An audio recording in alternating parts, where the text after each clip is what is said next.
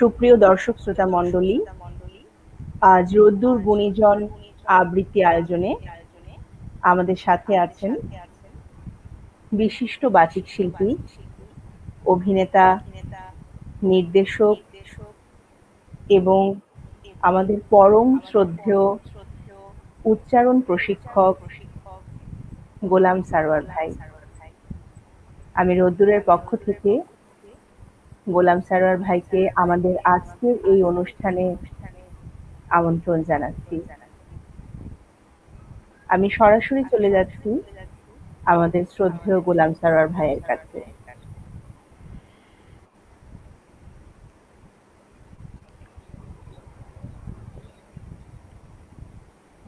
অনেক ধন্যবাদ সুরভি, আজকের এই আয়োজনে আমাকে একটা সুযোগ দেওয়ার জন্যে,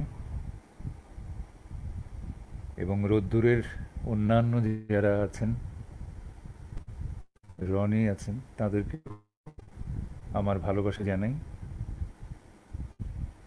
বেশ কয়েকটি অনুষ্ঠানে রোদ্দুর করেছে যতদূর জেনেছি, তো আজকে তার মধ্যে আরেকটি অনুষ্ঠান, আবৃত্তি এবং কথা। তো কথা খুব হবে, খুব বেশি এমন না, তার চেয়ে বেশি আবৃত্তি হওয়াটা উচিত বলে আমি মনে করি। যাই হোক, কিন্তু আমাদের এই সময়টা, এখনকার আজকের এই সময়টা বড় দুর্যোগের সময়, বড় দুঃসময় সারা পৃথিবীতে। এই বাংলাদেশ সহ, বাংলাদেশের মানুষ সহ সারা পৃথিবীর মানুষ আজ একটা খারাপ অবস্থার মধ্য দিয়ে এগিয়ে যাচ্ছে। কোভিড-19-এ যারা বাংলাদেশের আক্রান্ত হয়েছে তাদের দ্রুত সুস্থ আমরা প্রার্থনা করি, যারা প্রয়াত হয়েছেন তাদেরও শান্তি কামনা করি। আর এই যে এই অবস্থার মধ্যেও অনুষ্ঠান কিংবা এই আবৃত্তি কিংবা অন্যান্য যা কিছু গান, কথা, আড্ডা, এগুলো আসলে নিজেদেরকেই বাঁচিয়ে রাখার রসদ বলা যায়। কারণ বিক্ষিপ্ত মনকে খানিকটা হলেও, কিছুক্ষণের জন্য হলেও একটু সহজ করে রাখা। তো আজকে আমি প্রথমে এই কোভিড-19 নিয়ে একটি কবিতা করছি। কোভিড-19-এর উপরে একটি কবিতা আমাদের বরেণ্য কবি হাবিবুল্লাহ সিরাজি, তিনি বাংলা একাডেমির এখন মহাপরিচালক, তিনি লিখেছেন। সেই কবিতাটি আমি পড়ছি। কবিতার নাম হচ্ছে হাঁটা। একটা গল্প বলি আর তুমি হাঁটো। একদিন হেঁটেছিলে ৭১, হাঁটার দৌড়ে একাকার ৯ মাস। দেশ বলে কথা নেই, সীমানার সিদ্ধ রূপ নেই, ইচ্ছা শুধু হাঁটা, হাঁটা আর হাঁটা। স্বপ্ন শুধু স্বাধীনতা, এ গ্রাম ও গ্রাম হাঁটা, এ শহর ও শহর হাঁটা, এ দেশ ও দেশ হাঁটা, যুদ্ধ নিয়ে হাঁটা, ক্ষুধা নিয়ে হাঁটা, মহামারী নিয়ে হাঁটা, মৃত্যু হাঁটার মধ্যে একদিন একদিন জয় বাংলা। একটা গল্প বলি আর তুমি হাঁটো। একদিন হেঁটেছ ৪৭-এ, রক্ত আর ভয় নিয়ে হেঁটেছ, দাঙ্গা ও ধর্ম নিয়ে হেঁটেছ, সম্পদ সন্তান নিয়ে হাঁটতে হাঁটতে একদিন একদিন জিন্দাবাদ। একদিন ভাষা নিয়ে উঠোনে দাঁড়ালে দানা ফুটে তারা বেরোলো। একটা গল্প বলি আর তুমি হাঁটো। একদিন হেঁটেছ ১৯০৫-এ,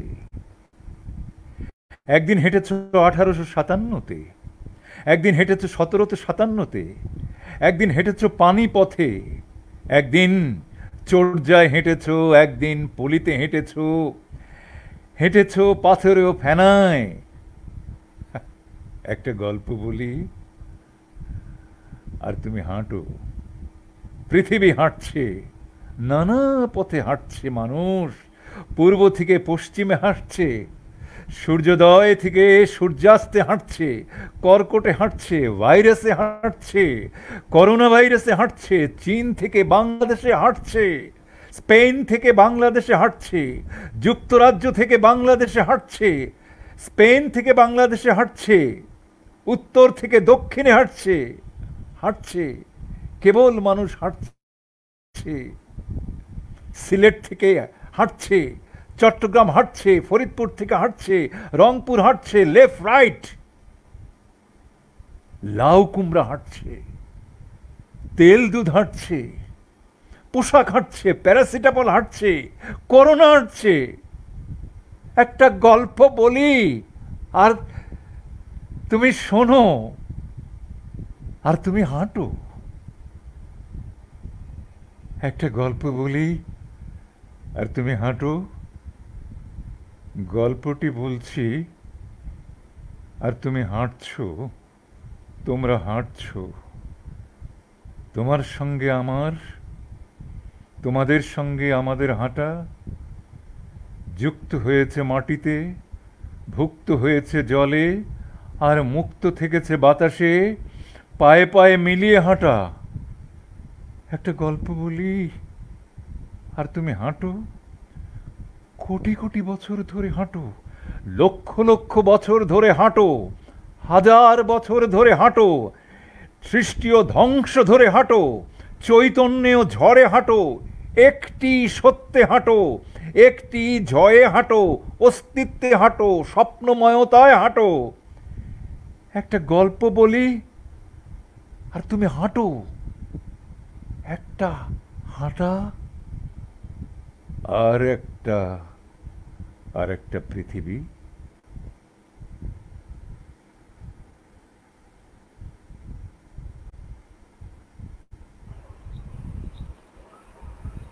অসাধারণ একটি কবিতা শুনলাম ভাইয়ার কণ্ঠে। তুমি হাঁটো, যার শুরুতেই ছিল জয় বাংলা। আর এই শব্দ দুটো শুনলেই আসলে বোধহয় আমরা আরো বেশি উজ্জীবিত হয়ে উঠি। ভাইয়াকে অসংখ্য ধন্যবাদ। আমাদের সাথে এই মুহূর্তে আছেন অনেকেই, আমি একটু পর কমেন্টে যাব। তার আগে ভাইয়ার কাছে কিছু জিনিস জানতে চাইবো এবং ভাইয়ার সম্পর্কে আরো কিছু বলতে চাই। প্রায় শতাধিক প্রতিষ্ঠানে বাচিক মাধ্যমের উচ্চারণ প্রশিক্ষক হিসেবে দায়িত্ব পালন করে চলেছেন আমাদের শ্রদ্ধেয় গোলাম সারোয়ার ভাই। আলোক বিচ্ছুরিত করে চলেছেন, আলোকিত করে চলেছেন। ভাইয়া, আমি একটা প্রশ্ন না করলেই হয়তো জানার ক্ষেত্রটা কিছুটা কম থাকবে। আজান হচ্ছে, আমরা কি আজানের জন্য একটু বিরতি দিতে পারি ভাইয়া? বিরতি না, আমাকে মিউট করে দিয়ে তুমি বলো। ঠিক আছে ভাইয়া।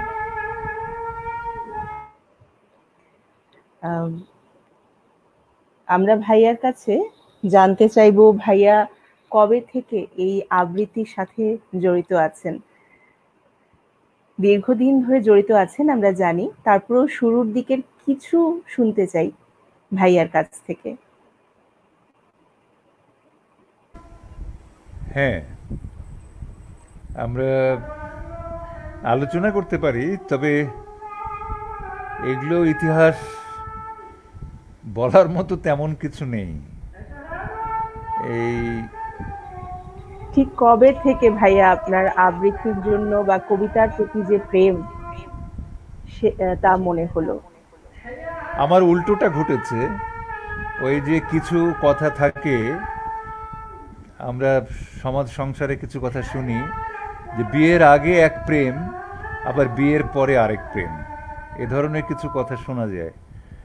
তো কবিতায় প্রেমিক সেজে ঢোকা আর ঢুকে প্রেমিক হওয়া দুরকমই হতে পারে। তা আমারটা বোধহয় পরেরটাই খানিকটা হতে পারে আর কি। এমন না যে আমি কবিতায় প্রেমিক হয়ে ঢুকেছি কবিতায়, এইটা ততটা বলা যাবে না, তার চেয়ে বেশি বলা যাবে যে আমি ঢুকেই বোধহয় আস্তে আস্তে মনের দিক থেকে এগিয়ে যেতে থাকি। আর এইটি হয়েছে বেশ বেশি বয়সে। আমার ছোটবেলাটা কেটেছে খানিকটা লক্ষ্যহীনভাবে, কোনো কিছুতেই ঠিক ঠিক ঠিক মন লাগাতে পারতাম না। সবটাতেই পারি, ভালোভাবে কোনোটাই পারি না। সেই দিক থেকে আমি খেলাধুলার পাশাপাশি, খেলোয়াড়ের পাশাপাশি মাঠের কাছাকাছি এগুলো থাকবার চেষ্টা করেছি। ভাইয়া, আমি যতটুকু জেনেছি আপনার সম্পর্কে, আপনি আপনার বেশ বর্ণাঢ্য একটি খেলোয়াড় জীবন ছিল। বর্ণাঢ্য বলা যাবে না, মানে ওই রকমই থেকেছি কিছুটা। আহ, এই আউটডোরে দৌড়ঝাঁপও করতাম, আমার ইভেন্ট ছিল, ওগুলো করতাম অ্যাথলেটে। আর ইনডোরেও খেলতাম, দাবাও খেলতাম, ক্যারাম বোর্ডও খেলতাম। এই সারাদিন একটা ইয়ের মধ্যে ছিলাম। তবে ক্লাস এইটে থাকতে কথার মধ্যে কিংবা স্বরের মধ্যে, বা স্বর দিয়ে কিছু করলে যে ধন্যবাদ পাওয়া যায় বা আনন্দিত হওয়া যায়, সেইটা ক্লাস এইটে আমি প্রথম অনুভব করলাম। এর আগে ঠিক এইরকমভাবে প্রকাশ্যে আমি অনুভব করতে পারিনি। আর আমার পরিবার মুসলিম পরিবার, সেখানে হয়তো এই ধরনের আবৃত্তি গান সেটা ছিল না। একটা জিনিস ছিল, সেটা আমি জন্মেই শিশুকাল থেকেই শুনেছি, সেটা হচ্ছে আমার বাবার কণ্ঠে পুঁথি পাঠ। তিনি প্রতিদিনই রাত্রে এশান নামাজের পরে, বেশ খানিকটা পরে, ঘুমানোর আগে পুঁথি নিয়ে বসতেন এবং সেই সুর করে পুঁথি পড়তেন বেশ কিছুটা সময়। তো সেই পুঁথিটা এখন আমার ঘরে আছে। আমি বাবা প্রয়াত হওয়ার পরে আমি ওই পুঁথিটা রেখেছি আর কি। বেশ বড় সড়ো একটা পুঁথির বই। সেইটি আমার ছোটবেলার একটা বিষয়। আরেকটা হচ্ছে যে মধুর স্বরে, যেটাকে চিকন স্বর, খুব একটা পাতলা ধরনের চিকন স্বরে, এই সকালবেলা ভোরবেলা ফজর নামাজের পরে আমার মায়ের কোরআন শরীফ পাঠ তেলাওয়াত করা, এই দুটোই শিশুকালের আমার কাছে ধ্বনির এক আশ্চর্য মমতা তৈরি করেছে কানটায়। কিন্তু নিজের স্বরের, নিজে বলার যে আনন্দের অনুভূতি, সেটা আমি ক্লাস এইটে অনুভব করেছি। স্কুলে মানে জাতীয় পর্যায়ে কিংবা জেলা পর্যায়ে স্কুলের বোর্ডের কর্মকর্তারা আসবেন, তারা স্কুল পরিদর্শন করবেন, এরকম। ওই সময় বোধহয় আমাদের স্কুলে স্ট্যান্ড করেছিল, কিছু সরকারি অনুদান এসেছিল, সেইখানে কর্মকর্তারা আসবেন, দেখবেন, আমাদের সঙ্গে কথা বলবেন। তো সমস্ত স্কুল থেকে 6 থেকে 10 পর্যন্ত ছেলে মেয়েদের বাছাই করে, ছেলে, হ্যাঁ মেয়েরা ছিল না তখন, মুক্তিযুদ্ধের পরে মেয়েরা ছিল না, মুক্তিযুদ্ধের পরপরই। তো ছেলেদেরকে বাছাই করে একটা জাতীয় সঙ্গীতের একটা দল তৈরি করা হয়েছে। আর যেটাকে আমরা ওয়াদা বলতাম, শপথ, সেইটি তৈরি করার জন্য কয়েকজন ছেলেকে 8, 9, 10-এর আমাদের মহড়া নেওয়া হলো। সেই মহড়ায় আমি পাশ করলাম এবং সেইখানে ওয়াদাটা করলাম। করার পরে বেশ পরে প্রশংসা পেলাম, তুমি ভালো পড়ো, তোমার অমুক ভালো, তোমার গলার স্বর ভালো। আশ্চর্য হলাম যে এই কথা বলাতে একটা প্রশংসা পাওয়া যায় এইভাবে, সেটা কখনো ভাবনায় আসেনি। এইটা হচ্ছে আমার প্রথম অনুভূতি। আর আমার গ্রামের বাড়ি কিংবা জেলা শহরে যতদিন ছিলাম, খেলাধুলা কিংবা আড্ডা কিংবা এই স্কুল কলেজ এই সমস্তের মধ্যেই ছিলাম। মাঝে মধ্যে গান করতাম, মাঝে মধ্যে কবিতার বই নিয়ে কবিতা পড়তাম হয়তো, কিন্তু খুব অনুষ্ঠানে করার সুযোগ হয়নি। ঢাকায় এসে অন্যরকম একটা উল্টো একটা পরিবেশের মধ্যে পড়ে গেলাম ঢাকায় এসে। মানে যেখানে বন্ধু বান্ধব নিয়ে একটা সারাদিন মাঠে ঘাটে পুকুরে সারে এইরকম একটা বিষয় ছিল, সেখানে ঢাকায় এসে বন্দি হয়ে পড়লাম। কি করা যায় খুঁজে খুঁজে তখন প্রথমে একটি সংগঠনে ঢুকলাম। সেখানে খানিকক্ষণ কিছুদিন গণসঙ্গীত করলাম দলে বলে, আমি মানে দলের সাথে আর কি। তারপরে মঞ্চ ইয়েতে পথনাটকে গেলাম, পথনাটক থেকে মঞ্চনাটকে গেলাম, মঞ্চনাটক থেকে কণ্ঠশীলনে 1985-তে শুরুতে একদম কণ্ঠশীলনে ঢুকলাম। এই আমার প্রাতিষ্ঠানিক আবৃত্তি শুরু হলো। কণ্ঠশীলনের থেকে মঞ্চনাটক করছি, অন্য সংগঠনের সঙ্গে মঞ্চনাটক করছি, কিন্তু সেই যে ঢুকলাম আজকে প্রায় 35-36 বছর কণ্ঠশীলনে, এইখানে বিরতিহীনভাবে আবৃত্তির সঙ্গে জুড়ে আছি। তাতে আবৃত্তির কতটা কি হয়েছে, আমি কতটা করতে পারি সেইটা জানি না, তবে আমার দীর্ঘ একটা সময় এই কণ্ঠশীলন নামক প্রতিষ্ঠানে গেছে, কিংবা আমিও রয়ে গেছি। এই হলো খানিকটা বৃত্তান্ত আর কি। কত আগের কথা, কত পুরনো কথা, তবুও মন্ত্রমুগ্ধের মতন শুনলাম ভাইয়া। ভাইয়া, আপনার পুঁথির কথা বলার পর আমাদের শ্রোতার কাছ থেকে একটি অনুরোধ এসছে। আমাদের রোদ্দুর সঞ্চালক রুমানা পারভিন রনি আপা বলেছেন, আজ একটু পুঁথি শোনা যায় কি? পুঁথি আমার হাতের কাছে নেই, তো এইটা হলে খারাপ হতো না, কিন্তু আমি হাতের কাছে নেই, এবং ওইটা আমার আজকের এই মহড়াতেও ওটা করা হয়নি। তাহলে ফলে নিশ্চয়ই আরেকদিন সুযোগ হলে আমি একটু শুনিয়ে দেবো আর কি। নিশ্চয়ই ভাইয়া, আমরা তাহলে অপেক্ষায় থাকবো, আরো একদিন আপনার কাছ থেকে শুনবো, পুঁথি হুম, শুনবো। নিশ্চয়ই। ভাইয়া, আবার কবিতায় চলে যেতে চাচ্ছি। হুম, আমাদের এই বছরটি আমাদের জাতির জনক বঙ্গবন্ধু শেখ মুজিবুর রহমানের জন্মশতবার্ষিকী। হুম, হুম, সেই নিশ্চয়ই। উপলক্ষে যেহেতু এই বছরটিকে মুজিব বর্ষ ঘোষণা করা হয়েছে, আমরা কি বঙ্গবন্ধু শেখ মুজিবুর রহমানের উপর একটি কবিতা শুনতে পারি? হ্যাঁ, নিশ্চয়ই, নিশ্চয়ই। তাতে এই কবিতা করে আমারও নিশ্চয়ই অনেক ভালো লাগবে। মুজিব বর্ষে শেখ মুজিবকে, আমাদের জাতির পিতাকে শ্রদ্ধা জানাই। তো আমি পড়ছি একটি কাহিনী, লিখেছেন সৈয়দ আলী ইমাম। তিনি 1900 1900 নয়, 2016 সালে প্রয়াত হয়েছেন। তার 1 বছর আগেই এই কবিতাটি লিখেছেন। তার জন্ম 1933-এ। বেশ 82-83 বছর বয়সে উনি প্রয়াত হয়েছেন। তিনি একটা দীর্ঘ সময় কবিতা কিংবা সাংস্কৃতিক আন্দোলনে থেকেছেন, জেলও খেটেছেন, কিন্তু 75-এ বঙ্গবন্ধু সহ তার পরিবার নির্মমভাবে হত্যা হওয়াতে, তাদেরকে হত্যা করার পরে যখন তার কানে এলো এই ঘটনা ঘটেছে, তখন থেকে তিনি সমস্ত লেখা বন্ধ করে দিলেন প্রতিবাদ হিসেবে। তারপরে অনেক দিন তিনি লেখেননি, শেষের দিকে এসে আবার লিখতে আরম্ভ করেছেন। তাঁরই একটি ব্যক্তিগত অভিজ্ঞতা লব্ধ একটি কবিতা, একটি কাহিনী বলছেন নাম, সৈয়দ আলী ইমাম। আমার কবিতা আসলে কবিতা নয়, সকলই কাহিনী। তবে শুরু করা যে ভুল করে কবিতা ভেবো না কেউ, তাহলে তো মরিব লজ্জায়। 1953 সাল, বেকার হোস্টেলে থাকি মধ্য কলকাতায়। ক্যালকাটা কলেজেতে পড়ি, ইসলামিয়া কলেজ নামে পরিচিত ব্রিটিশ আমলে। মৌলানা আজাদ তাকে বলে বর্তমানে।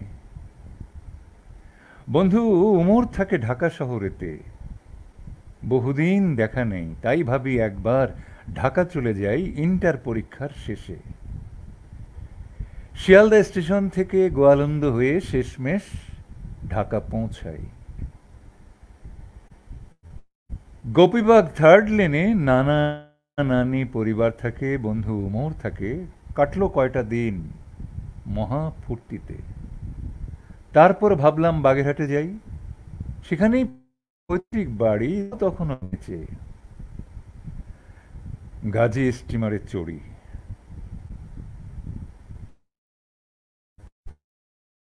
ইন্টার ক্লাসের বেঞ্চে থেকে থেকে উঠি হাঁপিয়ে, বাইরে কি দুরন্ত বাতাস। বের হয়ে তাই আমি সামনে পিছনে ডেকে ঘুরিয়ে বেড়াই। সেদিনের পদ্মা নদী ছিল যে বিশাল, ঢেউ আর ঢেউ, অপরূপ, দুই দিকে দুই পার, কিছুই যেত না দেখা। আর কি দুরন্ত বাতাস। পিছনের ডেকেতে দেখি এক সুপুরুষ, বেশ দীর্ঘকায়, চেনা চেনা লাগে তাকে। শত্রুঞ্জিতে বসে নাকি বিছানো চাদরেতে ঠিক মনে নেই, চেনা চেনা লাগে তাকে, তবু চিনিতে পারি না। অবশেষে সংকোচ কাটিয়ে জিজ্ঞাসা করেই ফেলি, আপনার নাম? স্মিত হাস্যে বললেন, শেখ মুজিবুর রহমান। তখনই চিনিতে পারি, বছর 8 আগে আমার বাড়িতে গিয়েছেন তিনি দলে বলে। পরিচয় দিলাম তখন। অনেক অনেক গল্প হলো। গেল বছর শহীদ সুহরাওয়ার্দীর সাথে চীন ঘুরেছেন তিনি, সে প্রসঙ্গে কত গল্প। আমাদের হোস্টেলের ছেলে, বেকার হোস্টেলে থেকেছেন তিনি 40-এর দশকে। যুক্তফ্রন্ট নির্বাচন নিয়ে এসেছে, সুহরাওয়ার্দী হাল ধরে ঢাকাতেই বসে তাঁরই শিষ্য শেখ মুজিব সারা দেশ চষে। গল্পে গল্পে কেটে গেল অনেক সময়। চাঁদপুর ঘাট এলো রাত্রি 9টায়। চলুন দুজনে যাই, ভাত খেয়ে আসি। ঘাটে নেমে দুজনে ভাত খেতে বসি। মাছ ভাত তরকারি খাওয়া হয়ে যায়। আমি খাই তাড়াতাড়ি, বিল দিতে যাই। 2.5 টাকার বিল দুজনের খাওয়া। সজোরে চপেটাঘাত আমার কাঁধেতে, দাঁড়ান বলিয়া বিল দিয়াছেন তিনি। 6টি দশক কেটে গেছে, তিনি বা কোথায়। 2.5 টাকার ঋণ শুধুই রয়ে যায়।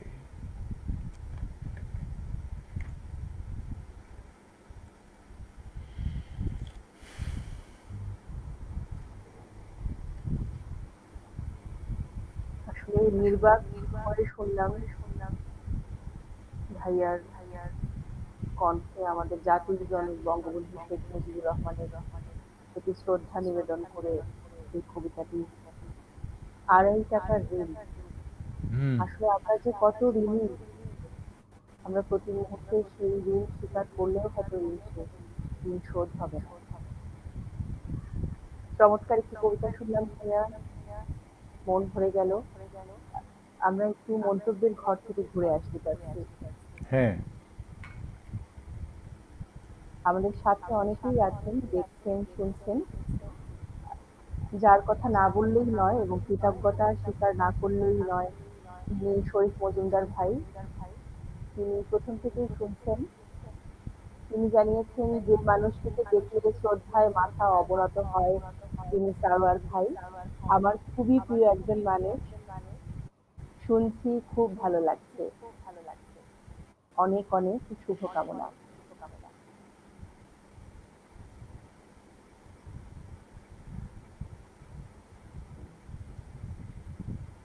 এমডি আব্দুল কাইয়ুম আছেন, তিনি জানিয়েছেন অসাধারণ। অনেকেই শুনতে চেয়েছেন পুঁথি, যেমন জামানুর ভাই শুনতে চেয়েছেন, পুঁথি শুনতে চেয়েছেন। এস এম আব্দুর রহমান ভাই আছেন আমাদের সাথে, উনি জানিয়েছেন দেখছি সারোয়ার ভাই। আরো একজন জানিয়েছেন শুনতে ভালো লাগছে। সারোয়ার ভাই সবসময় খুব আত্মবিশ্বাসী। ভাইয়া সত্যি আপনাকে দেখে ওই আত্মবিশ্বাসটা যেন আমি নিজের মধ্যে ধারণ করতে পারছি। আমাদের সবার প্রিয় আবৃত্তিকার, আবারও বলি, নাট্যজন এবং উচ্চারণ প্রশিক্ষক গোলাম সারোয়ার ভাই এই মুহূর্তে রোদ্দুরে আমাদের সাথে আছেন। কিছু কথা বলতে চাই এই প্রসঙ্গে। বাংলাদেশের সফল আবৃত্তিকার এবং আবৃত্তি শিল্পী হয়ে ওঠার পেছনে একজন মানুষ থাকে, যার আবৃত্তি শুনে, যাকে গুরু মেনে আমরা আবৃত্তির পথে, আবৃত্তির রথে আমরা আমাদের যাত্রা শুরু করি। তিনি আমাদের গোলাম সারোয়ার ভাই। আর এই মাসটি যেহেতু শেষ হয়নি, আরো একটি শুভেচ্ছা জানাতে চাই, যেটি আমাদের গোলাম সারোয়ার ভাইয়ের জন্ম মাস। আমরা রোদ্দুরের পক্ষ থেকে গোলাম সারোয়ার ভাইকে জন্মদিনের শুভেচ্ছা জানাচ্ছি এই মুহূর্তে। এই অনেক সুযোগটা ধন্যবাদ। হয়তো হাতছাড়া করতে চাইলাম না ভাইয়া। হ্যাঁ হ্যাঁ, অনেক ধন্যবাদ। ভাইয়া আপনার জুন একটু মাসে অনুষ্ঠান জি, জুন মাসে, জি ভাইয়া। জুন মাসের জুন মাসের জন্ম মাস, ঠিকই। জি দিন না পেলেও মাস তো পাওয়া গেছে। জি ভাইয়া, সেটাই। হ্যাঁ, আমরা মাসটা বলো। পেলাম, মাসে মানুষ খুঁজে পেলাম। আচ্ছা। ভাইয়া একটা কথা জানতে চাচ্ছিলাম। বাংলাদেশ টেলিভিশনে একটি নিয়মিত অনুষ্ঠান মাতৃভাষা, আপনি উচ্চারণ হ্যাঁ, নিয়ে সেই অনুষ্ঠানে আসতেন, মূল্যবান বক্তব্য দিতেন। এখন অনলাইনে আপনাকে দেখছি সরাসরি এবং শুনছি। এটা আমাদের জন্য আসলে কিন্তু প্রচন্ড উৎসাহব্যঞ্জক। আমরা আপনাকে টিভিতে দেখেছি, এখন আবার অনলাইনে আপনাকে দেখছি, শুনছি নিয়মিত আয়োজনগুলোতে। আমরা যারা আবৃত্তি শিখতে চাই, আবৃত্তির সাথে চলতে চাই, এটা সত্যিই আমাদের অনুপ্রেরণা দেয়। আর অনেক ধন্যবাদ, অনেক ধন্যবাদ। হ্যাঁ, বলো সুরভি। আরেকটা জিনিস যদি আমি জেনেছি ভাইয়ার সম্পর্কে এবং বলতে চাই, একটু ছোট্ট করে হলেও, যে আমরা উচ্চারণ প্রশিক্ষক হিসেবে উচ্চারণ সূত্রের কথা বলতেই আমরা শ্রদ্ধেয় নরন বিশ্বাস স্যারকে মনে করি। এবং তারপরেই আমার মনে হয় বাংলাদেশে এই মুহূর্তে আমাদের গোলাম সারোয়ার ভাই আছেন, যিনি উচ্চারণ নিয়ে এত বিশদ জানেন। যতটা তিনি বলেন, ততটা যদি আমরা ধারণ করতে পারি আমাদের জন্য ততই মঙ্গলজনক। হ্যাঁ, উচ্চারণ নিয়ে আহ, প্রথম দিকে খুব বেগ পেতে হচ্ছিল, কারণ আমি নিজেও বিশ্ববিদ্যালয় ও বাংলায় কিংবা উচ্চারণ নিয়ে লেখাপড়া করিনি, কিংবা পরেও এরকম কিছুদিন করা হয়নি। কিন্তু কণ্ঠশীলনে ঢুকে আবৃত্তির পাশাপাশি উচ্চারণটাও এমনি এমনি একটা আবেদন তৈরি করে। কিন্তু আমাদের বাকশিল্পী অধ্যাপক নরেন বিশ্বাস প্রয়াত হবার পর কাউকে না কাউকে তো এগিয়ে আসতে হবে। আমারও আগ্রহ ছিল। তখন আমাদের অধ্যক্ষ প্রয়াত ওয়াহিদুল হক বললেন, ঠিক আছে, তুমি এগিয়ে যাও, আমরা আছি তোমার সাথে। তখন তাঁরই সাহসে এবং তাদের সকলের অনুপ্রেরণায় এবং সহযোগিতায় ক্লাসে প্রবেশ করলাম। ধীরে ধীরে যেখানে আমি আটকে যেতাম সেইখানেই ওয়াহিদ ভাইয়ের সঙ্গে কথা বলতাম, জেনে নিতাম। এইরকমভাবে আস্তে আস্তে একেবারে প্রাতিষ্ঠানিকভাবেই আমি 98 থেকে প্রবেশ করলাম। কিন্তু তারও আগেই আমি ক্লাস নিতাম প্রশিক্ষক হিসেবে। সেইটি একেবারে নিয়মিত না, মানে ছুটা ছুটা ক্লাস নানা জায়গায় নিতাম 90-এর পর থেকে। কিন্তু 98-তে এসে একদম প্রাতিষ্ঠানিকভাবে। এবং এই এখন 2010-এর পরে তো প্রায় মানে অনেকখানি কমিয়ে দিতে হয়, কাউকে কাউকে একটু বিনয়ের সঙ্গেই এড়িয়েও যেতে হয়, কারণ এতটা সময় আমার দেয়া সম্ভব হচ্ছিল না। তবে বোধহয় এখন আস্তে আস্তে আবার পারবো। তো চলছে আর কি, সবার সহযোগিতায় কাজগুলো করছি। তবে এর মধ্যে একটা আনন্দ আছে, ভাষার ভাষার ভেতরে প্রবেশ করলে যদি আনন্দটা একবার ধরা যায়। আর মাতৃভাষার কথা আমাদের উপস্থাপক বললেন, এটা খুব ঠিক। মাতৃভাষায় যুক্ত হয়ে সেইখানে যে আমাদের সুখ্যাত উপস্থাপক আছেন শ্রদ্ধেয় ফরহাদ খান, এবং সেই সঙ্গে সেই অনুষ্ঠানে যে নানা গবেষক এবং বিশেষজ্ঞ ব্যক্তিবর্গ আসতেন, তাতে তাদের কথায় অনেক কিছু শিখতে পেরেছি। এবং নিয়মিত এই প্রায় 14 বছর নিয়মিতভাবে এই অনুষ্ঠান হচ্ছে, 500টি অনুষ্ঠান পেরিয়ে গেছে।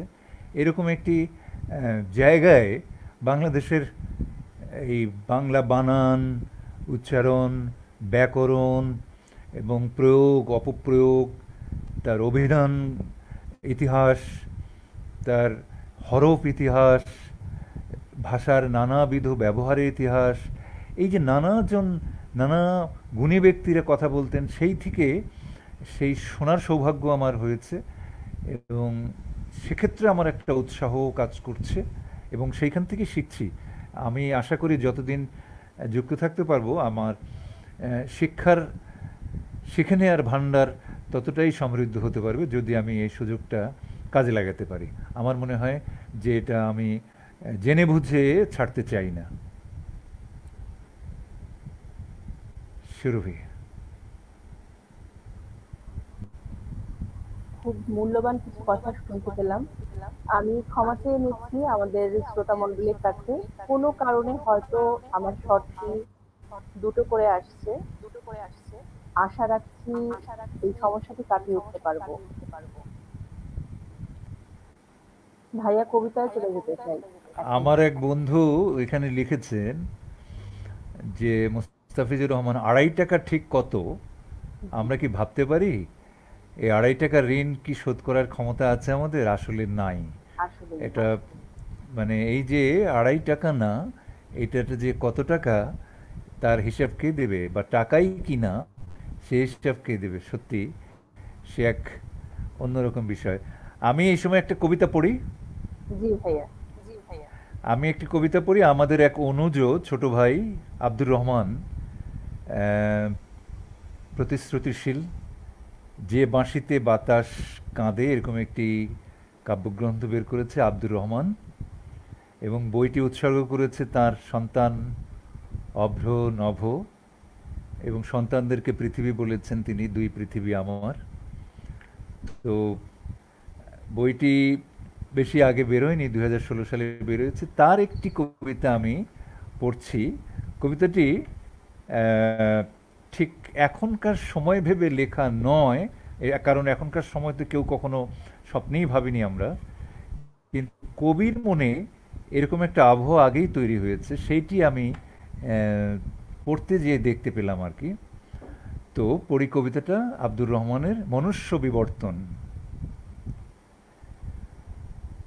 মানুষ দেখলে এখন আর আমি আগের মতো না এগিয়ে পাশ কেটে যাই, পালিয়ে বেড়াই। মানুষ দেখলে চোখ তুলে আর তাকাই নে, আর মুখের দিকে বিরক্তিতে দৃষ্টি আমার সরিয়ে দূর সীমানায়। মানুষ দেখলে ভয় পেয়ে যাই, নির্জনতার আড়াল খুঁজি। আগের মতো ভয় পেলে আর মানুষ দেখে বুক না বাঁধি। বিপদ এলে মানুষ এখন ত্রাতা সেজে পাশে এসে বিপদটাকেই দেয় বাড়িয়ে। তাই তো আমি সতর্কতায় সে পথ ধরি যে পথটিতে নির্জনতায় যায় চলা। বিপদ সকল পাশ কাটিয়ে, কিন্তু এখন সকল পথেই সকাল দুপুর সব বেলাতেই মানুষ কেমন ঘুরছে, কেবল মানুষ ঘুরছে। আগের মতো লাবণ্য নেই, মায়া ভরা চোখ দুটো নেই। মুখগুলো সব রাগী প্রবল, বিবর্তিত হচ্ছে মানুষ। সেই আদিকাল থেকেই জানি কাঠামোটা ছেড়ে এখন মন জুড়েও প্রসারিত, বদলে যাবার সে হাতছানি মনুষ্য বিবর্তনে। এ হলো আমাদের আব্দুর রহমানের কবিতা। চমৎকার একটি কবিতা, ভাইয়ার কণ্ঠে আরো জীবন্ত হয়ে উঠলো। আরো কিছু কথা বলতে চাই ভাইয়ার সম্পর্কে। একজন নির্ভীতচারী সংগঠক, যিনি ধারণ করেন অন্তর্মম বিকশিত করো বাণী। শিল্প সত্তা এবং শিল্পীকে জাগিয়ে তুলতে দেশের আনাচে কানাচে ঘুরে বেড়াচ্ছেন এমন একজন মানুষ, চিরতরুণ চিরযুবা, বিরামহীন চলার। সামনে আর ঘুরতে পারবো কিনা কে জানে, কারণ এখন তো ঘরে বন্দি, সেই দিন, সেই দিনের প্রত্যাশায় তো আছি যে আছি আবার ঠিক ভাইয়া। বেরোনো যাবে, আবার সবার সাথে মেলা যাবে। হ্যাঁ, আবার তোমাকে প্রাণের থামালাম, আনন্দে, বল। না না ভাইয়া, আবার প্রাণের আনন্দে আমরা মিলবো, আমরা চলবো, আমরা আশা রাখি। ভাইয়া মন্তব্য করে আসতে চাচ্ছি। হ্যাঁ, আমাদের সাথে আছেন, আবারও বলছি, এস.এম. আব্দুর রহমান ভাই আছেন। তিনি জানিয়েছেন 2.5 টাকার ঋণ, খুব ভালো লাগলো সারোয়ার ভাই। রওশন বেগম আপা জানিয়েছেন কবিতা নয় বরং চমৎকার একটি স্মৃতিচারণ, খুব সুন্দর হয়েছে স্যার। মৌসুমী মিত্রা আছেন, তিনি জানিয়েছেন চমৎকার। দীর্ঘদিন কবিতার সাথে পথ চলা সারোয়ার ভাই কবিতার সাথেই চলবেন আমৃত্যু, এটা নিশ্চিত মানি। এস.এম. আব্দুর রহমান ভাই জানিয়েছেন। আরো সবাই অনেক মন্তব্য করছেন, চমৎকার আয়োজন, ভালো লাগছে, ভালো, ভীষণ ভালো লাগছে ভাইয়া জানিয়েছেন। ভাই আমরা বেশ কটি কবিতা শুনে ফেললাম, একটু জিজ্ঞাসার দিকে যাই আবার। ভাষার ইতিহাস ও কবিতায় তার প্রকাশ। এই যে আমাদের ভাষার ইতিহাস, আমরা শুনলাম মুক্তিযুদ্ধের কবিতা, কবিতায় তার প্রকাশ শুনলাম। এখন ধীরে ধীরে আমাদের কথ্য ভাষাটিতে বেশ পরিবর্তন লক্ষ্য করতে পারি। সবাই হয়তো শুদ্ধ বলছে না বা শুদ্ধভাবে বলার চেষ্টা করছে না। ভাষার প্রয়োগের ক্ষেত্রে এই শুদ্ধ বলা কতটুকু জরুরি মনে হয় ভাই? এইখানে দুটো বিষয় বোধহয় আছে। শুদ্ধ বলতে একটা ব্যাকরণের শুদ্ধ বোঝায়, আরেকটা উচ্চারণের দিক থেকে বোঝায়। আর কথ্য ভাষা তো থাকবেই। কথ্য ভাষা এই বলতে বলতেই বয়সের সঙ্গে, সময়ের সঙ্গে সঙ্গেই সে পরিবর্তন হবে, মানুষ আবার ধরবে তাকে, আবার পরিবর্তন হবে, এ চলতেই থাকবে। এবং বরং প্রাণবন্ত ভাষা এই কথ্য ভাষাই। কিন্তু সাহিত্যের জন্য, অনেক মানুষকে শোনানোর জন্য, স্কুল পাঠ্যের জন্য, বিশ্ববিদ্যালয় পাঠ্যের জন্য, উপস্থাপনের জন্য, আনুষ্ঠানিক কোনো কিছু করবার জন্য, 10 জন মানুষকে কিছু বলার জন্য তখন একটা মান ভাষার প্রয়োজন হয়। যেমন এখন আমি কবিতা পড়ছি, যেমন এখন আমাদের উপস্থাপক উপস্থাপনা করছেন, কারণ এ দেশের এ প্রান্ত থেকে ওই প্রান্ত সবাই শুনছেন। তা এখন যদি আমি কোনো একটা কথ্য ভাষার উপরে ভর করতাম, তাহলে আরেক পাশের কোনো দেশের কোনো অংশের মানুষের বেশ কষ্ট হতো।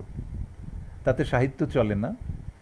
আবার সাহিত্যের মধ্যে আঞ্চলিক চরিত্র আছে, সেইটাও ঠিক, আঞ্চলিক কবিতাও, ভাষাও ঠিক। সেই সাহিত্য আবার পড়তে আরেকজনের সহযোগিতা নিতে হয়। আমাকে সিলেটের ভাষায় যদি কোনো সাহিত্য উপন্যাস বের হয়, নিশ্চয়ই বেরোতে পারে, সিলেটের মানুষ প্রাণপণ আনন্দের সঙ্গেই পড়বেন। কিন্তু আমি যদি উত্তরবঙ্গের হই, আমি তখন একজনের সহযোগী আমার প্রয়োজন হবে, যে আমাকে এবার বোঝাও কি বলেছেন। যেমন ইংরেজি ভাষা যদি না বুঝে না পড়ে আমি পড়তে যাই, তখন আমার অভিধান লাগবে কিংবা কারো সহযোগিতা লাগবে। সেই ক্ষেত্রে একটা মান ভাষা সবসময় প্রয়োজন। যেমনটা পরিষ্কার পোশাক অনেক মানুষের সামনে প্রয়োজন। আমি যে ঘরে পোশাক পরি কিংবা আমি যেভাবে পোশাক নিয়ে চলি, আজকে অনুষ্ঠানে সেভাবে আসিনি, এবং আসাটাও সমীচীন নয়। সমাজ বলে একটি কথা আছে, সভ্যতা বলে একটি কথা আছে। এগুলো যুগে যুগে পরিবর্তন হয়ে মানুষ আস্তে আস্তে এই রুচির দিকে, সভ্যতার দিকে এগিয়ে গেছেন। ফলে একটা মান ভাষা খুব প্রয়োজন, এবং সেই মান ভাষার একটা শুদ্ধ উচ্চারণ প্রয়োজন, সেই শুদ্ধ উচ্চারণের একটা প্রমিত উচ্চারণও প্রয়োজন। এইভাবে আস্তে আস্তে এগিয়ে যাবে। তবে ভাষার বিরুদ্ধে কিংবা ভাষা অচল হয়ে যাবে এর বিরুদ্ধে এই যুগে যুগেই নানা রকম বাধা এসেছে। 52-র আগেই আরম্ভ হয়েছে 48 থেকে, সেই মোহাম্মদ আলী জিন্না থেকেই শুরু হয়েছে। তারপর 52-এর আন্দোলনে আমাদের অনেকে জীবন দিয়েছেন, জীবন দিয়ে সে ভাষাকে দাঁড় করাবার চেষ্টা করেছেন, দাঁড়িয়েছে। কিন্তু ভাষার ভেতরে থেকেও অনেক ভাষা প্রবেশ করানো হয়েছে যা বাংলাকে রুখে দেয়া যায়। এখন এমনও হচ্ছে কেউ বুঝে কেউ না বুঝে, বোঝের লোকও আছে, না বুঝের লোকও আছে। যেমন ধরুন যে আমাদের অনেক এফএম রেডিও, সব না, সেখানে যারা চাকরি করছেন তারা বয়সে অল্প, তরুণ, এবং তাদের আগ্রহ আছে, উৎসাহ আছে, শক্তি আছে, বল আছে, কিন্তু তারা চাকরির কারণে যেভাবে বলা হচ্ছে সেভাবে তারা করছেন। তাতে করে ঠিক কোন ভাষাটিতে তিনি তার মতামতটা ব্যক্ত করতে চান, বিষয়টা বলতে চান, সেটা আমাদের পক্ষে বোঝাটা দুরূহ হয়ে উঠছে। কিন্তু তরুণদের উপরে, নবীনদের উপরে এবং অল্প বয়সীদের উপর একটা প্রভাবও ফেলছে, বেশ ভালো প্রভাব ফেলছে। ফলে ভাষার যে গতি, সেই গতির একটা অন্যরকম বাঁধ তৈরি হচ্ছে। কিন্তু আমরা ভয় পাই না। অনেক মানুষের ভাষা, গ্রামের লোকের ভাষা এবং আমাদের অঞ্চলের যে ভাষা অনেক শক্তিশালী, সেই ভাষা এই সমস্ত ভাষাকে এড়িয়ে ঠিক ঠিক পথে আমাদেরকে নিয়ে যাবে।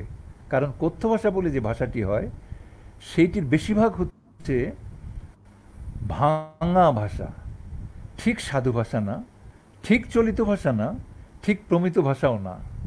এটা ভেঙে ভেঙে মাঝখানের অবস্থানে একটা ভাষা তৈরি হয়, যেটা আমাদের প্রয়োজনে লাগে, কিন্তু সাহিত্যের প্রয়োজনে এটা ব্যবহার করা ঠিক সমীচীন নয়।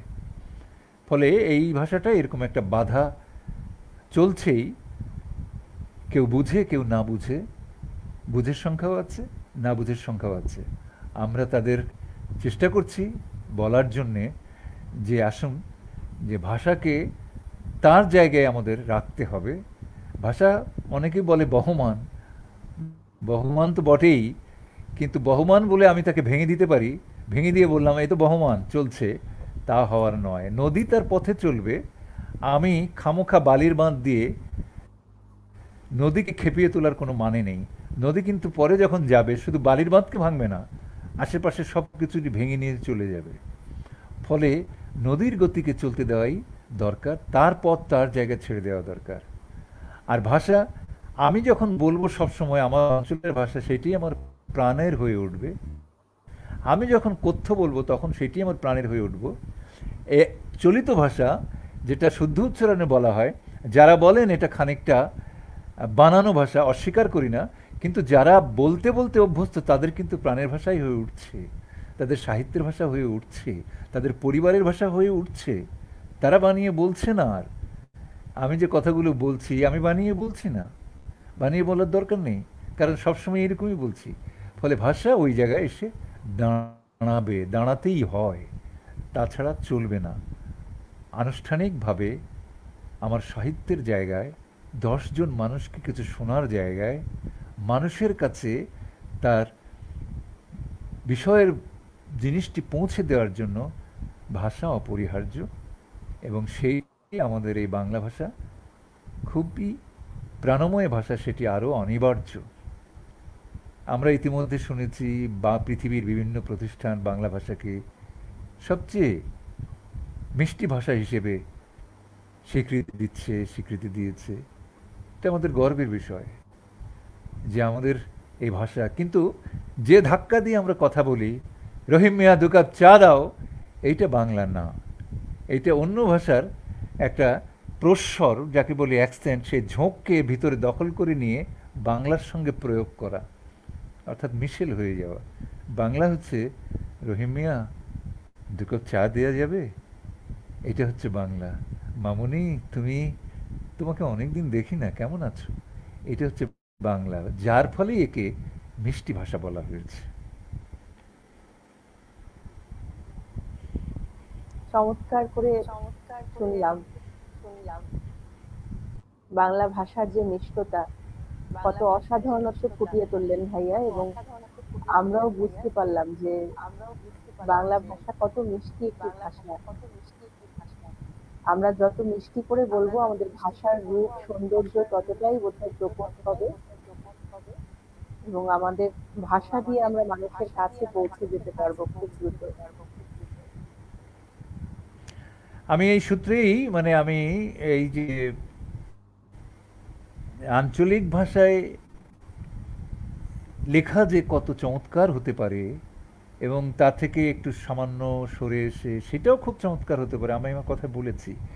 এখন আমি ওইরকম একটি জিনিস আমি পড়ব, সেটা হচ্ছে সৈয়দ শামসুল হকের পরাণের গহীন ভিতর থেকে, যে কি খুব প্রিয় চমৎকার কবিতা। জিনিস তুলে ধরতে পারেন।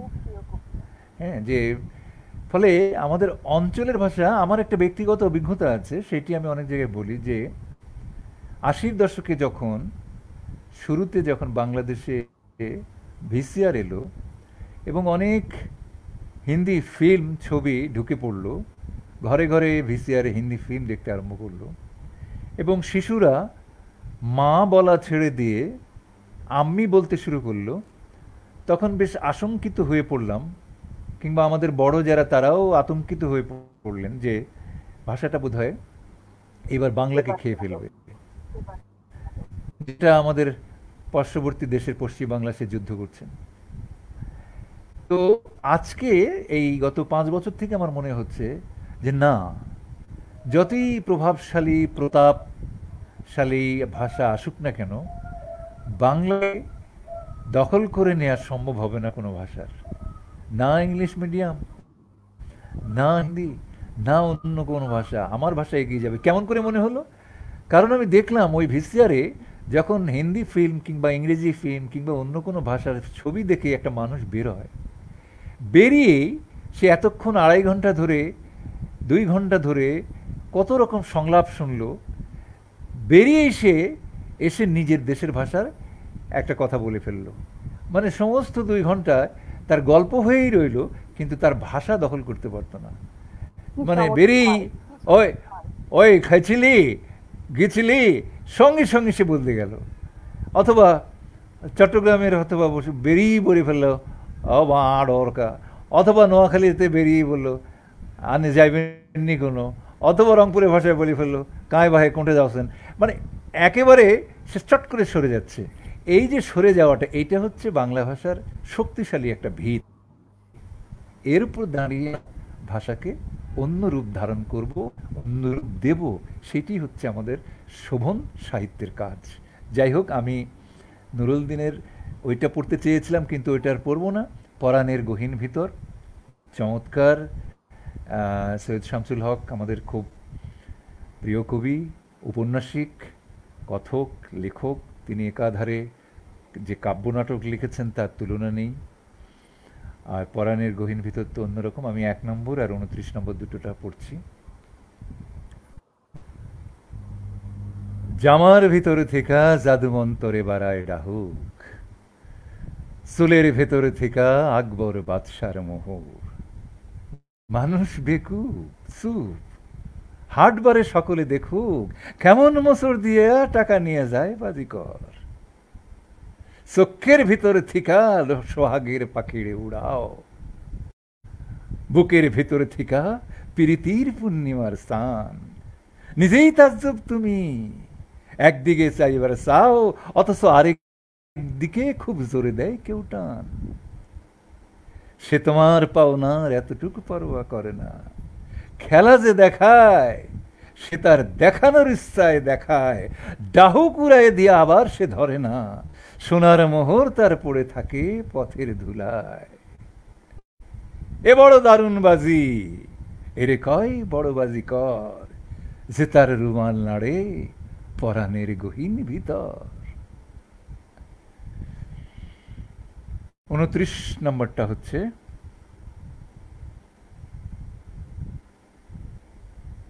তোমারে যে ভালোবাসে এর থেকে আরো ৫ গুণ, আল্লাহর কসম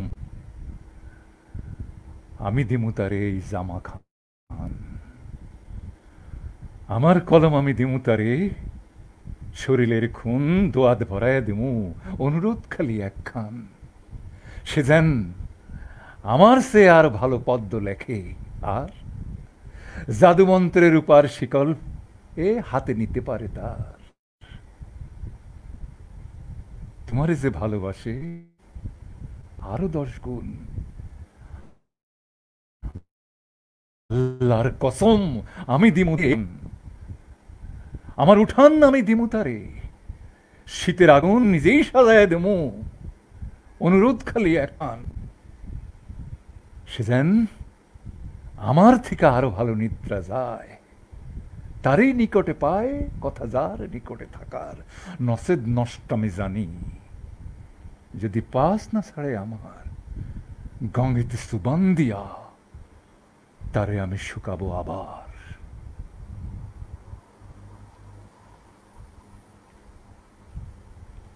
আঞ্চলিক কবিতা আমাদের প্রিয় কবি সৈয়দ শামসুল হকের পরাণের গহীন ভিতর 29 এবং 1 দুটো কবিতা আমরা শুনলাম আমাদের শ্রদ্ধেয় জাতীয় শিল্পী, আমাদের গুরুজন গোলাম সারার ভাইয়ের কণ্ঠে। অনেকক্ষণ আছি, আমাদের সাথে অনেকেই আছেন। একটু মন্তব্যের দিকে চলে আসি, ভাইয়া ঘুরে আসি কে কি বললো জেনে নেই। মীর আব্দুর রাজ্জাক জানিয়েছেন ওয়ান্ডারফুল। রোমানা পারভিন রনিমাতা বলছেন অসাধারণ, গলার কারুকাজ অসাধারণ। এই সূত্র ধরে আমাদের রোদ্দুর সংগঠক রোমানা পারভিন রনি আপাকে ধন্যবাদ জানাতে চাই আমাদের মাঝে আমাদের গুরুজন, আমাদের শ্রদ্ধেয় গোলাম সারার ভাইকে নিয়ে আসার জন্য, এবং ভাইয়াকেও আবারও ধন্যবাদ আমাদের রোদ্দুরের এত সুন্দর চমৎকার একটি সময়, এত চমৎকার চমৎকার সব কবিতা আমাদের শোনাবার জন্য।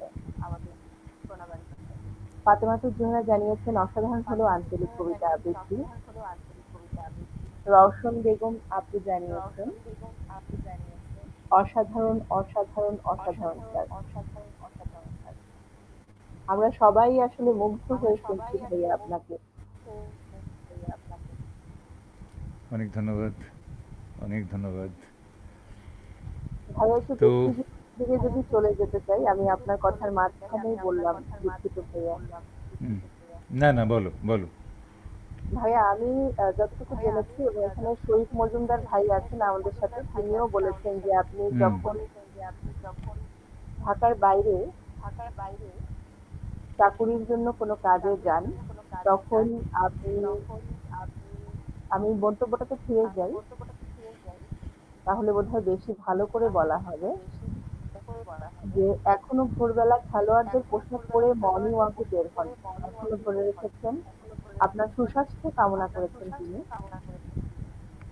এই যে চির তরুণ চির যুবা একটি অবয়ব মনে প্রাণে মননে, আমরাও চেষ্টা করি আমাদের গুরুজনকে মেনে চলার। এটা কতটুকু প্রভাব ফেলে একজন মানুষকে উজ্জীবিত হতে? হ্যাঁ, এই এখন তো এই বিষয়ে মন ভীষণ খারাপ, কারণ প্রায় মার্চের শেষের থেকে ভোরবেলা বেরোতে পারিনি। সকালে সকালের যে বাতাস কিংবা সকালের যে আবহাওয়া, মানে সব কিছু মিলে একটা ভালো লাগার বিষয় আছে, এবং আমার অনেকটা নেশার মতো হয়েছে এই সকালে বের হওয়াটা। এবং আমি মোবাইলও সঙ্গে রাখতে রাজি না, মোবাইল ফোন সেটাও সঙ্গে রাখতে রাজি না। আমি আমার মতো ঘুরে বেড়াবো, আমি হাঁটবো, আমি খানিকটা ব্যায়াম করব, আমি একটা ডাব খাবো, আমি একটা মানুষকে দেখব, গাছকে দেখব, দেখে আমি 2 ঘন্টা পার করব, তারপরে বাসায় আসব। এইটা আমার একটা দীর্ঘদিনের নিয়মিত, প্রায় ঢাকায় নিয়মিত আরম্ভ করেছি এটা 96 থেকে, এখন পর্যন্ত বিরতিহীনভাবে চলছিল, কিন্তু করোনার কারণে এই 3 মাস বিরতিহীন, মানে বিরতি হয়ে গেল 3-4 মাস। আর শরীফ যেটা বলেছে ঠিকই, আমি শুধু জেলায় না, বাংলাদেশের বাইরেও বিদেশে যখন যাই আমার ব্যাগের মধ্যে ট্র্যাক স্যুট থাকে এবং হাঁটার জুতাও থাকে। আমি ওগুলো সঙ্গে নিয়ে যাই। ভোরবেলায় যখন হাঁটি দুটো কাজ একসঙ্গে হয়, হাঁটাও হয় এবং রাস্তাটাও চেনা হয়। কারণ দিনের বেলা নতুন শহরে গেলে রিক্সায় কিংবা গাড়িতে কিংবা ওই স্কুটারে শহর চেনা যায় না, কিন্তু ভোরবেলা উঠলে এবং ফাঁকা রাস্তায় হেঁটে হেঁটে পুরো শহরটা দেখে ফেলা যায়। এরকম ছোটোখাটো শহর দেখতে সময় লাগে না, চেনা যায়। হ্যাঁ, তো এইটা একটা অন্যরকম বিষয়। তো জানি না আরও কতদিন পারবো, তবে করতে চাই আর কি, এইটা চালিয়ে যেতে চাই। এই- এবং এটা যদি শরীরের কোনো কাজে লাগে লাগবে, কিন্তু আমার এটা একটা অনেকটা নেশার মধ্যেই হয়েছে। বন্ধুরা যারা আছেন ঢাকার কিংবা আমাদের সাংস্কৃতিক জীবনে যারা আছেন, তারা আমাকে একটু দয়া করে রাত্রে আর ফোন করেন না কেউ। তারা একটু আমাকে বলা যায় স্যাক্রিফাইস করেন। তাদের তারা 10টা 10:30টার পরে আর ফোন করতে চান না। তো আমিও সেই সুযোগটা নেই। আমি চেষ্টা করি একটু আগে ভাগে ঘুমানোর চেষ্টা করি। তো ঘুমিয়ে গেলে মানে তাড়াতাড়ি ঘুমালে নিশ্চয়ই সকালে ঘুমটা সহজেই ভেঙে যায় আর কি। আহ, এইটা খুবই আমার জন্য ভালো। শরীফ এটা জানে, শরীফকে মনে রেখেছে, এই জন্য অনেক ধন্যবাদ। হ্যাঁ, আমার একজন লিখেছেন খুলনা হাদিস পার্কের, বাংলাদেশের জেলাগুলোর কোনো পার্ক আমার বাকি নেই, এবং পার্ক না থাকলে ওখানে যে কলেজগুলো আছে তার মাঠে চলে যাই, ওখানে যে বিশ্ববিদ্যালয়গুলো আছে তার মাঠে চলে যাই। হ্যাঁ, এইটা আমি করি, এবং এই, খুব একটা আনন্দের বিষয় হয়। এই সকালবেলাটা আমার ওই সমস্ত কিছু ভাবতে হয় না, পয়সা হলে। সবচেয়ে খারাপ অবস্থায় পড়ি কক্সবাজারে গেলে। কক্সবাজারে হাঁটতে হাঁটতে আবার একটু স্নান করতেও ইচ্ছা করে। সমুদ্রের পাড়ে গেলে সমুদ্রে না নামলে সেটা কোনো মানে বিষয়ই হলো না, কোনো কাজের কথা হলো না। সমুদ্রে সারাদিনই নামতে হয়, যখনই আমাদের মানে লাল পতাকা থাকবে না তখনই নামা উচিত। সমুদ্রে পাড়ে গেলে, সমুদ্রে পাড়ে গিয়ে আমি যদি বাজার করি তাহলে তার কোনো মানে নেই। তো আমি এই সমুদ্রের পাড়ে গেলে একটা বিপদ হয় যে পকেটে তো তখন পয়সা করে নিয়ে যাওয়া যায় না, লোকজন যখন থাকে না সঙ্গে, একা একা গেলাম কোনো কাজে, গোসল করতে যাব, তখন ট্রাউজারে করে তখন করি কি খুচরো পয়সা নিয়ে যাই, যে পানিতে ভিজলেও। কিন্তু পরে দেখা গেল একদিন গোসল টোসল করে উঠে দেখলাম যে খুচরো পয়সাও নেই, পকেট থেকে সব পানিতে চলে গেছে আর কি। হ্যাঁ, তো এটা থাকে না।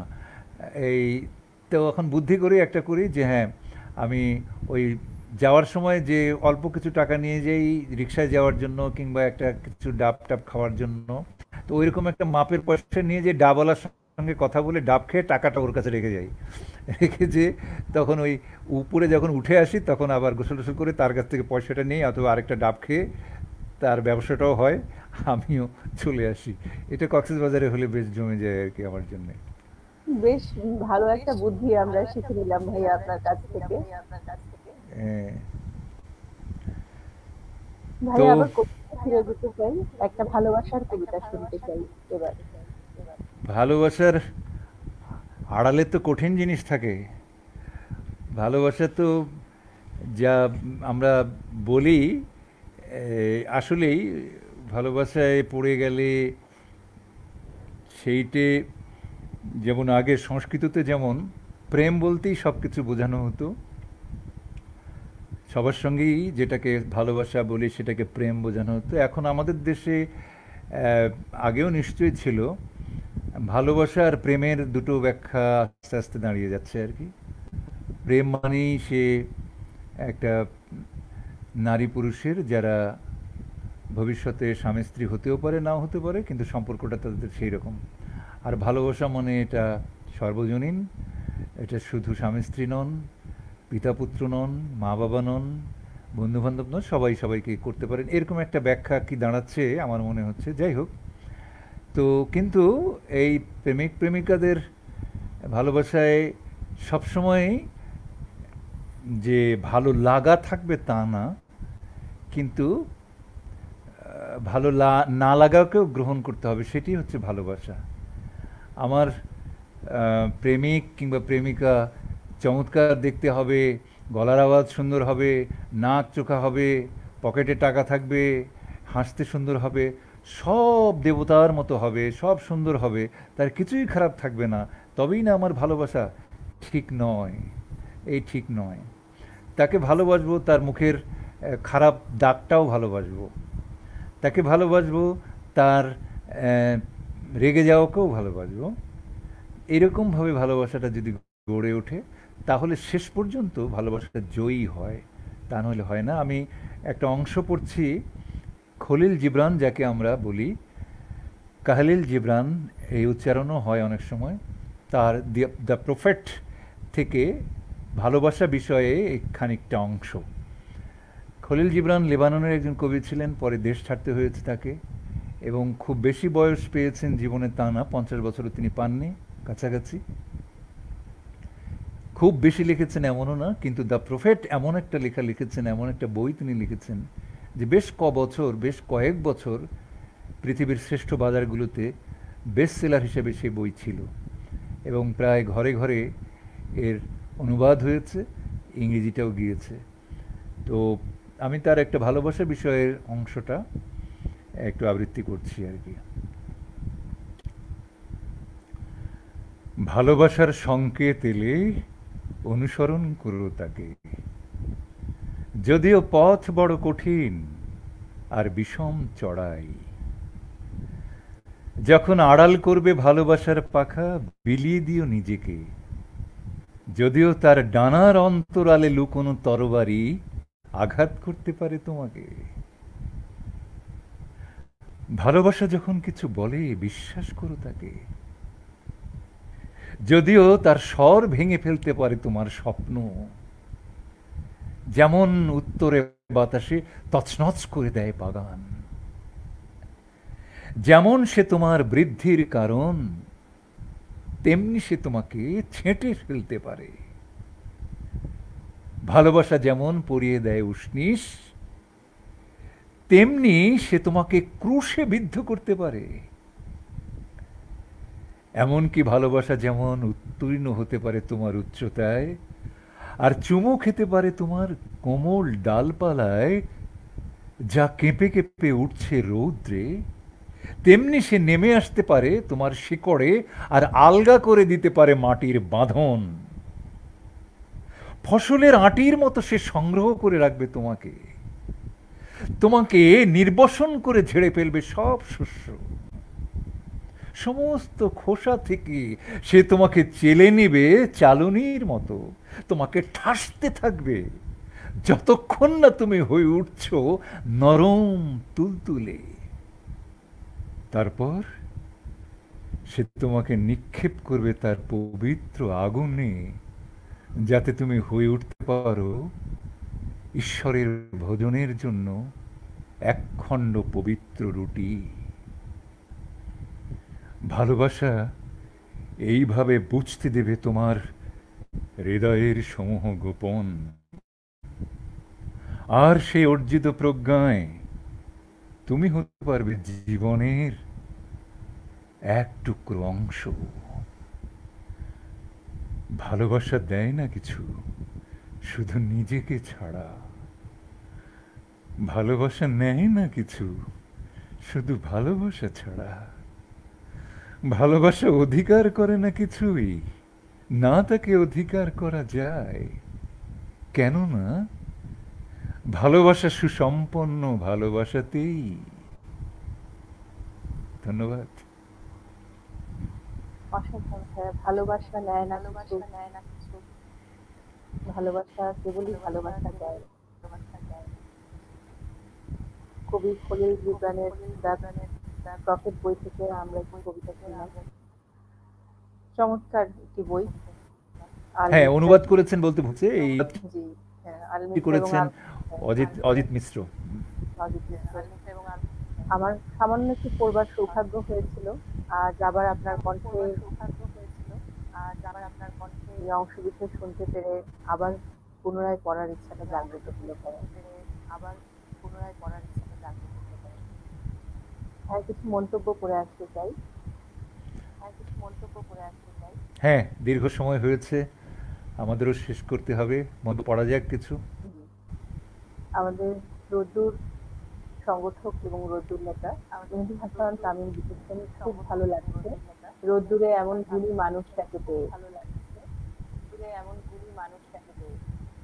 রোদ্দুরের পক্ষ থেকে গোলাম সারোয়ার ভাইকে আন্তরিক কৃতজ্ঞতা ও প্রাণ ঢালা অভিনন্দন। খুব আশা করছি সামনের সময়গুলোতে স্যারকে রোদ্দুরের আবৃত্তিকারদের পাশে পাবো। নিশ্চয়ই, নিশ্চয়ই। আর আজকেও যে আমি যুক্ত হতে পারলাম সে রোদ্দুরের জন্য। রোদ্দুর সবসময় আকাশে থাকুক, তার আলো আমাদের শরীরে পড়ুক। রোদের খুব ভীষণ দরকার মানুষের জন্য, কিন্তু আমরা এসিতে ডিসিতে থেকে শরীরটাকে নষ্ট করছি। কিন্তু রোদ্দুর খুব দরকার, যেটা ছোটোবেলায় আমরা পেয়েছি সেইটি হলো যে, নিশ্চয়ই অনেকেই পেয়েছে, যে আমাদেরকে শীতের রোদে খানিকটা মা নিয়ে শুয়ে রাখতেন, আর উপরে বুকের উপরে আর আমাদের পায়ের গোড়ালির কিংবা পেছনের নিচে কিছু পুরনো কাপড়, নরম কাপড় দিয়ে রেখে দিতেন, যাকে আমাদের গ্রামের অনেক ভাষায় ন্যাকড়া বা তেনা বলে। আজকাল তো মানে পেশা পায়খানা ধরে রাখার মতো অনেক ব্যবস্থা আছে, কিন্তু এক সময় যে বাড়িতে সন্তান হতো, পরদিন সকালে দেখা যেত সারা উঠান শুধু সেই কাপড় ভিজিয়ে ধুয়ে নেড়ে দেওয়া হচ্ছে। সেই কাপড় দেখে এই বাড়িতে শিশু সন্তান আছে। কিন্তু আজকে বোঝার উপায় নেই, দেখারও উপায় নেই। আমরা সেই রোদে খানিকটা হলেও ছিলাম, কিন্তু আজ আর এই নগর জীবনে পেরে উঠছি না, পেরে ওঠা সম্ভব না। ভাইয়া কিন্তু ওই সময়টা কিন্তু সেই খুব রোদটা ভালো ছিল, মানুষের তাই না? জন্য খুব প্রয়োজন। হ্যাঁ, যারা ওই সময় ছিল তাদের জন্য ভালো ছিল। আজকে যারা বড় হচ্ছে তারা এই সময়টা ভালো লাগবে, অতীত স্মৃতি বলবে। কারোটা বাদ দেওয়া যাবে না। আধুনিকতার মানে হলো এই, তারা যখন আজকের যে 15 বছর ছেলেটি, 10 বছরের ছেলেটি, ও 40-50 বছরে যাবে, সেও বলবে মোবাইলটা কত চমৎকার ছিল, কম্পিউটারটা কেমন ভালো ছিল। কারণ 50 বছরে এমন একটা জিনিস আবিষ্কার হবে যে হয়তো এগুলো আর তার কাছে অতীত হয়ে যাবে। এই আর কি। কিন্তু একদম। মানুষের সেই মাঠ, মানুষের সেই খেলাধুলা আরেক রকম হবে। আমি ওইরকম ভাবতে চাই না যে শুধু আমাদের অতীত কিংবা আমাদের বড়দের অতীতটাই খুব ভালো ছিল, আমরাই শুধু স্মৃতিচারণ করব না। মানুষ যতদিন থাকবে, তার শিশুকাল যতদিন থাকবে, সবাই কোনো না কোনোভাবে স্মৃতিচারণ করবে, এবং যে বিষয়ের মধ্য দিয়েই যাক, সেই স্মৃতিচারণে তার বিষয়ে ফুটে উঠবে, চমৎকার হয়ে আসবে। এই প্রত্যাশাই করি সবসময়। অত্যন্ত মূল্যবান কিছু তো কথা আমার কথা শেষ করি। জানলাম, শিখলাম। সবাই ভালো ভাইয়া থাকুক, রোদ্দুরকে অনেক ধন্যবাদ। এবং আজকে যারা, হ্যাঁ, আরেকটি কবিতা কি আর শুনতে কবিতা চাই? তো অনেক সময় হলো, শ্রোতা কি থাকবে ততক্ষণ? ভাইয়া আছেন আমাদের সাথে অনেকেই। শ্রোতা আহ, যদি, আর একটি আচ্ছা কবিতা তাহলে শুনে আমি একটা বলতে পারি? জীবনানন্দ শোনাই। জি ভাইয়া। জীবনানন্দ না পড়লে তো অনেক কিছু না পড়লে হয় না, কিন্তু একটা জীবনানন্দও পড়তে পারি। জীবনানন্দের অন্ধকার সবাই অনেকেই পড়েন, এবং বেশ অনেকেই ভালো পড়েন। আমিও পড়ার একটা চেষ্টা করি। হ্যাঁ, আমাদের জীবনানন্দ দাশ খুব নীরবে নিভৃতে অনেক ভালো লেখা লিখেছেন, অনেক কবিতা লিখেছেন, কিন্তু বেদনার বিষয়ে তার জীবদ্দশায় এই স্বীকৃতি তিনি পাননি। এবং একটা সময় যে তার এরকম মনে হয়েছে যে তার মৃত্যুর 2-3 বছর আগে এই অন্ধকার কবিতাটি লেখা, যে মনে হয়েছে তিনি অন্ধকারের মধ্যে থাকতে চাইছেন। মগ্ন চৈতন্যের কবিতাকে বলা হয়। তিনি অন্ধকারকে আশ্রয় হিসেবে নিতে চান। ভোরের আলোর প্রতি তার কোনো টান নেই। কেন কেন সংঘর্ষে এই পৃথিবীতে কেবল শুনতে পান ভয়াবহ আর্তনাদ। এগুলো দেখে মানুষের কুশ্রী, নিষ্পেষণ, অসঙ্গতি ছুঁয়ে কবি মন তিনি দিশাহারা হয়ে যান। যার জন্যেই তিনি একটা অন্য জায়গায় অন্ধকারের মধ্যে ঘুমোতে চান, এরকম একটি তিনি অবস্থান তৈরি করতে চান। অন্ধকার, জীবনানন্দ দাশ। গভীর অন্ধকারের ঘুম থেকে নদীর ছলচ্ছল শব্দে উঠব না আর। তাকিয়ে দেখব না পাণ্ডুর চাঁদ, বৈতরণীর থেকে তার অর্ধেক ছায়া গুটিয়ে নিয়েছে যেন কীর্তিনাশার দিকে। ধানসিঁড়ি নদীর কিনারে শুয়ে থাকবো আমি পৌষের রাতে, কোনোদিন আর জাগবো না জেনে, কোনোদিন জাগবো না আমি, কোনোদিন জাগবো না আর। হে নীল কস্তুরী আভার চাঁদ, তুমি দিনের আলো নও, উদ্যম নও, স্বপ্ন নও। হৃদয়ে যে মৃত্যুর শান্তি ও স্থিরতা রয়েছে, রয়েছে যে অগাধ ঘুম, সে স্থিরতা নষ্ট করবার মতো শেল তীব্রতা তোমার নেই। তুমি প্রদাহ প্রবহমান যন্ত্রণা নও। জানো না কি চাঁদ, নীল কস্তুরী আভার চাঁদ, জানো নাকি নিশীথ, আমি অনেক দিন অনন্ত মৃত্যুর মতো মিশে থেকে হঠাৎ ভোরের আলোর মূর্খ উচ্ছ্বাসে নিজেকে পৃথিবীর জীব বলে বুঝতে পেরেছি। আবার ভয় পেয়েছি অসীম বেদনা দুর্নিবার। দেখেছি রক্তিম আকাশে সূর্য জেগে ওঠে, মানসিক সৈনিক সেজে পৃথিবীর মুখোমুখি দাঁড়াবার জন্য আমাকে নির্দেশ দিয়েছে। আমার সমস্ত হৃদয় ঘৃণায় আক্রোশে ভরে গিয়েছে। সূর্যের রৌদ্রে আক্রান্ত পৃথিবী কোটি কোটি শূকরের আর্তনাদ উৎসব শুরু করেছে। হায় উৎসব! হৃদয়ের অবিরল অন্ধকারের ভিতর সূর্যকে ডুবিয়ে ফেলে আবার ঘুমোতে চেয়েছি আমি। অন্ধকারের স্তনের ভিতর, জনির ভিতর অনন্ত মৃত্যুর মতো মিশে থাকতে চেয়েছি। হে নর, হে নারী, তোমাদের পৃথিবীকে চিনিনি কোনোদিন।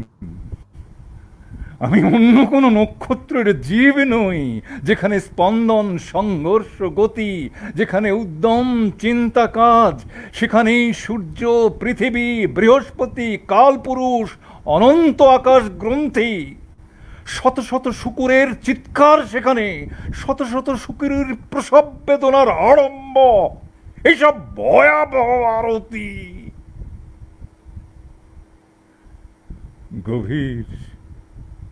গভীর অন্ধকারের ঘুমের আস্বাদে আত্মা লালিত আমাকে জাগাতে চাও কেন? হে সময় গ্রন্থি, হে সূর্য, হে মাগনিশীতের কোকিল, হে স্মৃতি, হে হিম হাওয়া, আমাকে জাগাতে চাও কেন? কেন? হরব অন্ধকারের ঘুম থেকে নদীর ছলোচ্ছল শব্দে জেগে উঠব না আর তাকিয়ে দেখব না পাণ্ডুর চাঁদ বৈতরণীর থেকে তার অর্ধেক ছায়া গুটিয়ে নিয়েছে কীর্তিনাশার দিকে। ধানসিঁড়ি নদীর কিনারে শুয়ে থাকব না, শুয়ে থাকবো আমি ধীরে পৌষের রাতে। কোনোদিন জাগবো না জেনে, কোনোদিন জাগবো না আমি, কোনোদিন আর। ধন্যবাদ। একদম হৃদয় থেকে উচ্চারিত কিছু শব্দ, মুগ্ধতায় মৌনতায় শুনছিলাম ভাইয়া আপনাকে।